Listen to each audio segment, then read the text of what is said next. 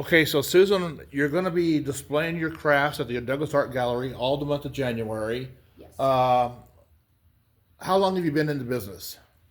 Of crafting Yes, and ma'am. decorating since 2006. Okay, so we're about 20 years almost. Yes. And is this some of your more elaborate work, or is this some of your? Well, nothing I'm displaying is for sale, except we are going to have a workshop on the 11th. I'm going to be giving a presentation about steampunk on the 11th, and then we're also doing, if you want to sign up and decorate your own little mini hat and a little pouch. All steampunkers carry a pouch, and usually have some kind of head covering. So I just happen to like the mini hats. So what's your goal for this display for your project? To basically to get your word out and show your craft? A couple of years ago, they did a steampunk event here at the gallery, and then they couldn't get anyone else to come to display. And so the gallery reached out to me. I told them that I would be glad to put up an exhibit. We thought some people from Tucson were coming, but they couldn't come. And I would do a little run about what steampunk is in more detail. And there's a lot of people in Douglas. Interestingly enough, the last time they did this, there were like 20 people in the audience listening and learning.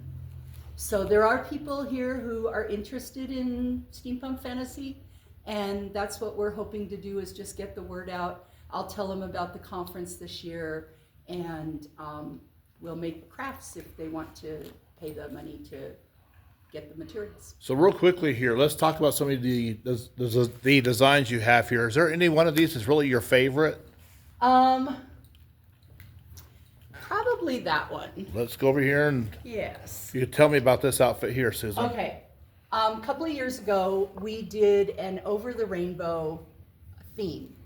And I was trying to figure out, a lot of people do Dorothy, a lot of do, the king, the lion, and all of that. And I wanted to be one of the Munchkins since I'm short. So I looked up the Munchkins, and I was the flower Munchkin. And because it's a 3 or 4 day conference, I had to make several outfits. Now, I also wore some of my other outfits, but I do mix and match. Love the capes. Capes are a big thing. Had my it's not a little tiny hat, but it is a hat that I was the Munchkin, the flower Munchkin, garden Munchkin. Has cactus because we're in Arizona. Cesare, the little monkey, he's one of the flying monkeys, but he's a good flying monkey. He's not a mean flying monkey. And you accessorize with however you want. We learned how to make these at one of the conferences. So I made the little jabot. Is this expensive to be involved in, or is it relatively? It can be expensive depending on what it is you want to make, what you want to do. I use fabric because I'm a sewer, seamstress. I use what I have at home.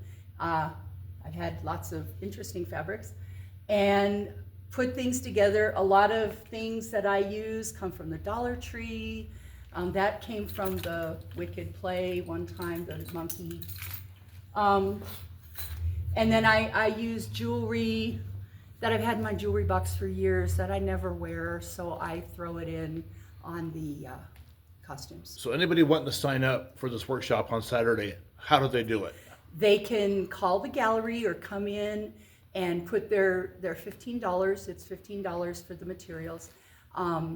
And they can sign up to come and do the class.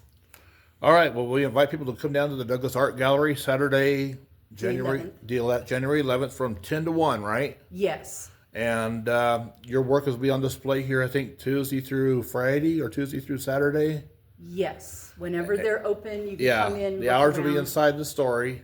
So, well, Susan, thank you for talking with us today, and we look forward to seeing more about this project. But you've enlightened us what steampunk actually is today. Thank you. Thank you, Bruce.